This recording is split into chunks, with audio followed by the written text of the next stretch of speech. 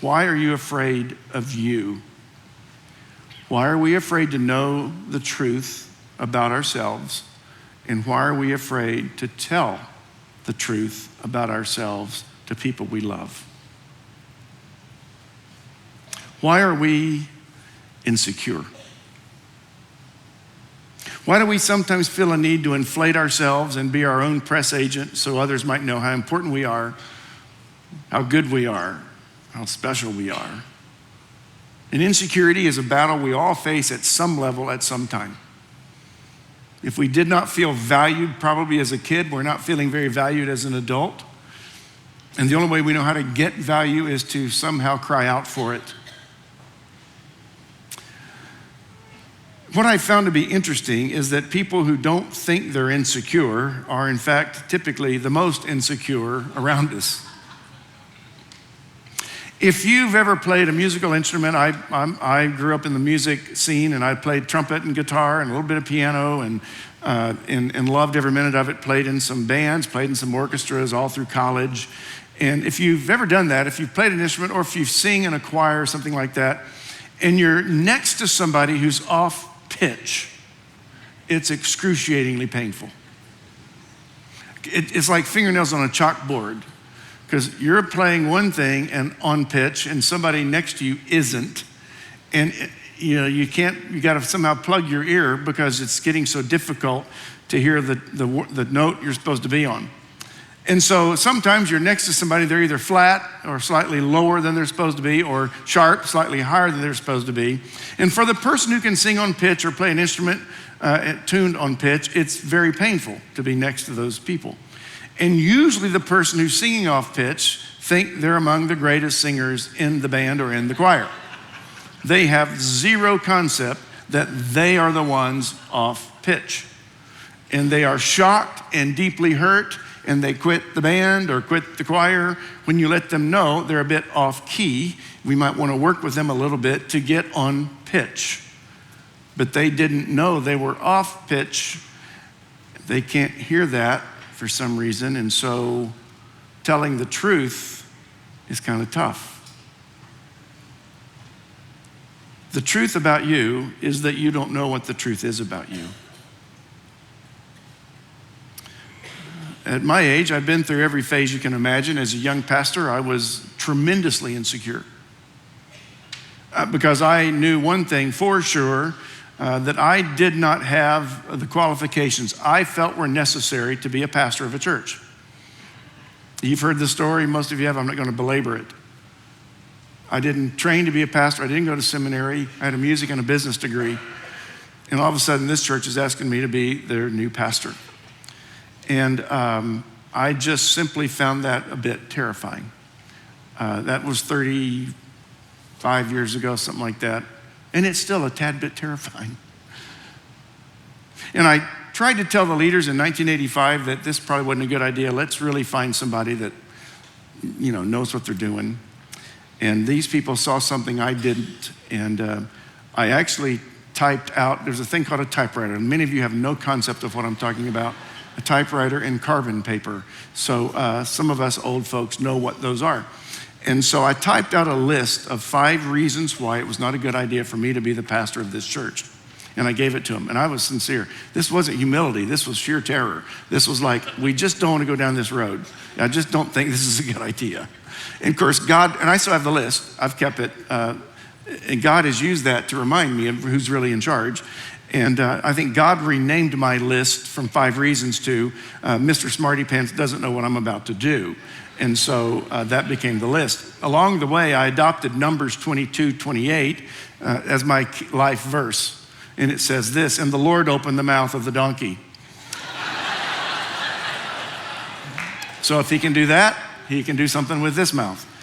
Now, read it in King James. It gives a whole new picture of that verse, but I won't go there today. I didn't think that was a good idea. I never usually use King James, so why start today? But it's a very different word, you know what I mean. But one of the great regrets in my life is how insecure I was as a young adult because I really wasn't trusting God. When it comes right down to it, my feelings of inadequacy were based on what I thought I could or couldn't do. And of course, you don't want to tell anybody you're feeling that stuff. See, just like you, there's seasons in our life, I wanted everyone to like me.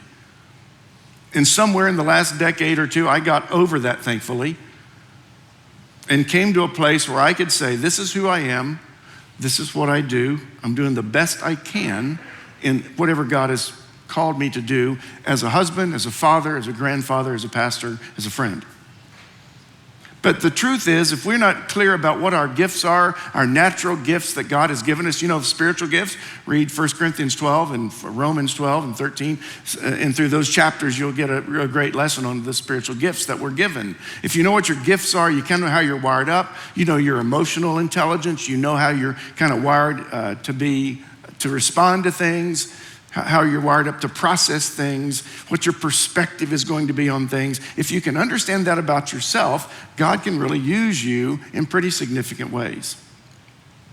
But the truth is, there are simply times in our lives when we just do not see or do not know the whole truth about ourselves.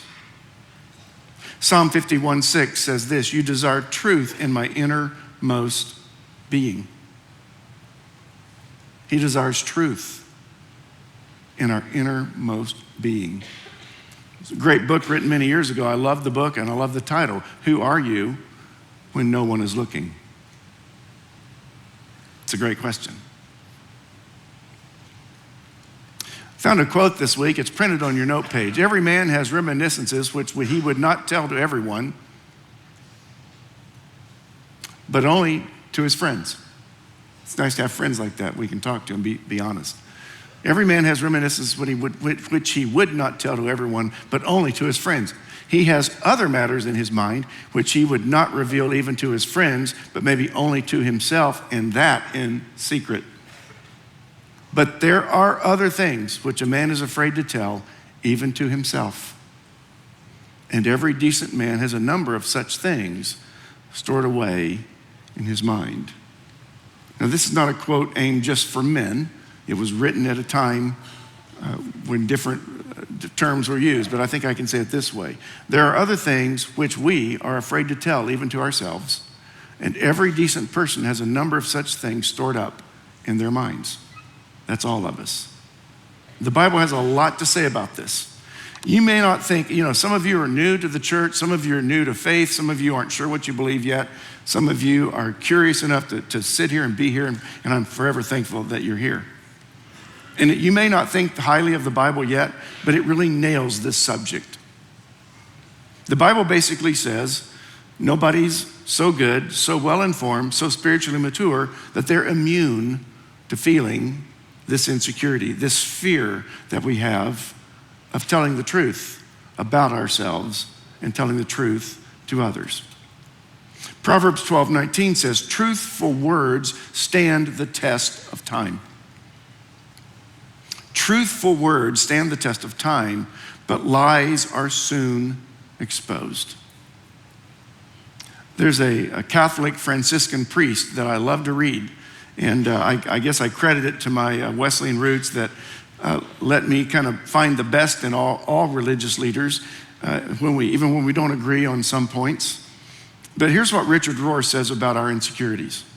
It is not necessarily bad will or even conscious denial on our part. We just can't see what we are not forced to see. Read it again. It is not necessarily bad will or even conscious denial on our part. We just can't see what we're not forced to see. Jesus says in Matthew chapter 7, do not judge or you'll be judged. For in the same way you judge others, you will be judged. And with the measure you use, it will be measured to you. Now that should be enough right there to cause me to quit sizing up other people, because it says it's going to come right back. Jesus goes on. Why do you look at the speck of sawdust in your brother's eye and pay no attention to the plank in your own?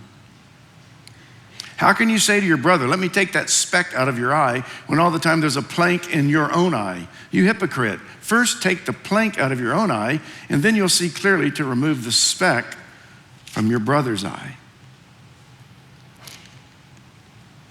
Sometimes we are alert enough and in tune enough with our own emotions and our own thinking that we know what that log is in our eye, but we're afraid to confront it. We know the truth, but we're afraid to deal with it. And we have to be very careful sometimes about what we do with that truth, what we do as individuals with what we know needs to be said about that log in our eye that we're treating as if it's a speck and the log's in the other person's eye. And sometimes we can spiritualize it. Let me give you an example. As we mature spiritually, a lot of this depends on our past. I grew up in a good church, so I've grown up differently than those who had a bad experience in church, obviously. But we'll tend to find a particular place in the gospel where we really relate to it. And it's easy for us to come to this and say, this is the most important part of the gospel. Some love the gospel that wants to be a lot more harsh than that speck in the brother's eye or the log in yours. So like for me, I love the instances in the New Testament where Jesus embraces the people who the religious leaders found unworthy or detestable. I love it when he does that. Yay, Jesus. He would pull people into the dinner table the Pharisees would never have invited because they weren't good enough. They weren't good enough as religious people. And you'd be shocked, I suppose, to know that kind of attitude still exists among Christians. But I like to camp out there. I can't get enough of the prodigal son story. I love that story because we're being painted a picture of what God is like. The God that stands on the porch and never quits looking for the son to come home. I love that story. I could tell that story every week. It's one of my favorites. But see, there's so much more to the gospel. There's so much more in the Bible, and there's so much more to God's word and the ministry of Jesus. But I love the compassionate stuff. I love the forgiven stuff. I can't stand the Pharisees. And sometimes I've encountered a modern day know-it-all Pharisee, and it just is very unpleasant to me. And I need to cool it, frankly. And some people come across as so holy that I ought to just count my blessings that I'm even getting to stand next to them. Have you ever noticed that some people have 20/20 vision for the faults and flaws of others, but complete blindness to our own arrogant or manipulative tactics with others? And the thought of watching believers argue about which ministry is more important or more powerful or better is crazy. And it becomes somewhat of that speck or the log in our eye, actually. Jesus says this in Matthew 6. Your eye is like a lamp that provides light for your body. When your eye is healthy, your whole body is filled with light. But when your eye is unhealthy, your whole body is filled with darkness. And if the light you think you have is actually darkness, look at this, how deep that darkness is. If the light you think you have is actually darkness, it's a terrifying place to be. How deep that darkness is. See, the truth about us is we just often don't know what the truth about us is. Or maybe we don't want to know it. We don't want to sit still long enough to have to think about it, so we stay busy. We go and we go and we go because to stop or to sit still makes us feel like we're not important or we're not special or we're not in the crowd or we're not with people. If we sit still long enough, we might have to think about some things that go through our minds that should never be going through our minds. We may have to face some things in ourselves that we hate about ourselves and we sure don't want anybody else to know. But this issue can creep up so easily, our eyes gradually getting unhealthy, and our ability to see people as God sees them, our ability to see ourselves as God sees us, and our minds full of crazy stuff has made us blind And the light we think we have is actually darkness because we can't see. And sometimes, frankly, we don't want to see. We don't want to know. I read a fascinating article written probably 20 years ago. It was a gentleman who was a lobbyist for the Tobacco Institute. And this is not I'm not commenting on tobacco at this point. I want to just read you his story. He wrote an article about being a lobbyist for the Tobacco Institute. He worked for years to defeat any attempt by the politicians to cause people to stop smoking or to make it harder to get to tobacco. His whole career was built on defeating legislation that would diminish smoking. He was a lifelong smoker himself. At the age of 59, he was diagnosed with throat cancer, and he died a few years after that. But it's what he said before he died that made it into major publications some 20 years ago. Here's what he said. I think, in a way, I'm getting what I deserve, because in my heart, I knew better. In my heart, I knew better. And this self-deception, this insecurity, it is such a remarkable, mysterious, confusing thing. And the truth about you is we don't often know the truth about ourselves. And to deceive another person is what we will do because we don't want truth to be told. We're afraid of it. Why are we so afraid of telling truth if when you tell it, good things come? Why are we afraid of something that will bring good? Well, because before the good things come, it's very difficult. You've heard that old phrase, the truth will set you free, but first it'll make you miserable. And that is true. There are times the truth is going to cause a train wreck in your life. But having the truth out gives you a chance to start rebuilding what has been broken. Here's a good question to kind of ask yourself about handling your personal truth. Are you quicker to pass along gossip about another person than you are to see the painful truth about yourself? The answer is, of course we are. I have no problem, right? We have no problem. There's seasons in our lives, hopefully we've outgrown that, but we sometimes have no problem passing along something juicy about another person, and we get far more excitement out of that than looking to the painful truth about ourselves. And it's dangerous and it's unnecessary. I think of the 800 couples the last 2 days who came Friday night and yesterday for the Jumpstart Your Marriage Conference. I call you brave. I cannot tell you how thankful we are that you made the decision to do this, to be here. Many of the marriages are in great shape. They just want to make sure they keep them that way. And a lot of marriages walked in pretty tough shape. So I think of those 800 couples. The key to maximizing what you heard and learned this weekend, the key to putting it into practice is to have the courage to get honest with ourselves, about ourselves, and face the truth about ourselves. And then tell the truth about you. I love that step in the 12 steps. We admitted to God, ourselves, and another person the exact nature of our wrong. I love that sentence.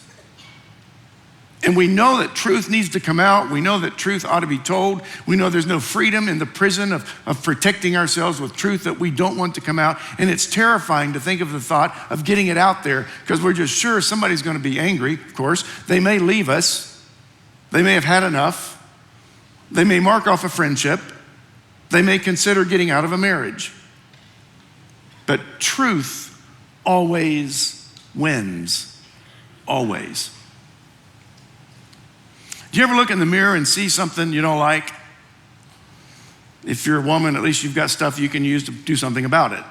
If you're a guy, you wake up and look in the mirror and that's as good as it's going to look all day. Not much is going to change about that. But have you ever looked in a mirror and look at yourself and say, if people only knew. Have you ever kind of had the Holy Spirit give you a little nudge? Sometimes you're looking in the mirror and say, you really need to deal with something. It could be an attitude, it could be a habit, it could be an emotion. Romans 12. Don't think you're better than you really are. Be honest in your evaluation of yourselves, measuring yourselves by the faith God has given us, not measuring yourselves against the people you're trying to impress. Measuring yourselves by the faith that God has given us. What would it take for me to encourage you to get to a place where you can stand and look in the mirror, or you can stand in front of your family and you can declare, even if it's just inside and not spoken, and you can declare before them, you have done your hard work of getting to know who you really are. You've done the hard work of addressing the things in your life that the devil will use to derail your life. Wouldn't it be wonderful to be able to have some of this stuff in the rearview mirror, to have it behind us instead of festering within us? And when we're ready to know the truth and face the truth, there is one, and frankly, only one, who is eager and willing to walk you through that moment, and his name is Jesus. See, I love to talk about grace because too many people have forgotten about it. I love the fact that Jesus knows every detail about us. We can't hide anything from him. And yet he loves us more than anybody will ever love us. Hebrews 4, for our high priest, Jesus, is able to understand our weaknesses. He was tempted in every way that we are, but he didn't sin. So let us then feel very sure that we can come before God's throne where there is grace. And there we can receive mercy and grace to help us when we need it. We have a high priest who is able to understand. And since he understands, why not go to him often, daily, hourly, whatever.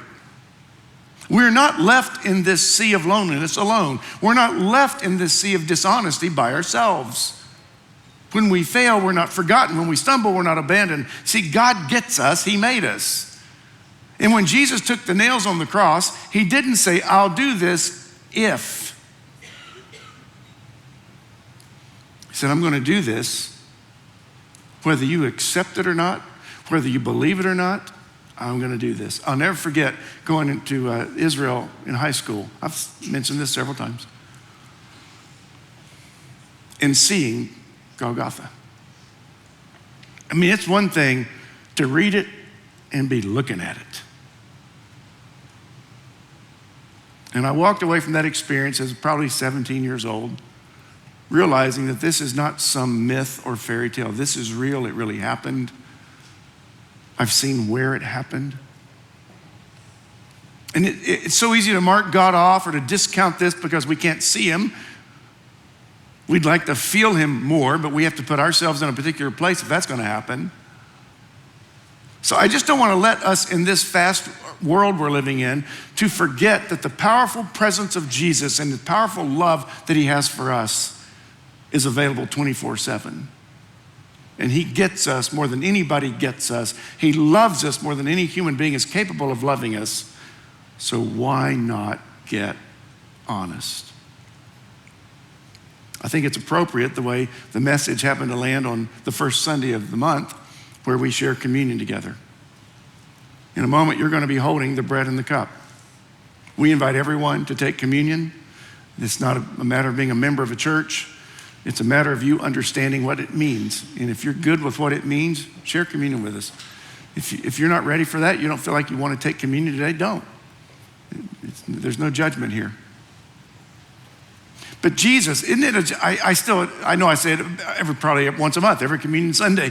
How cool is it that he takes something so simple, a cup and a piece of bread, and says, now when you do this, this is going to remind you that my body's been given to cover the sin, the last sacrificial lamb that'll ever have to be sacrificed.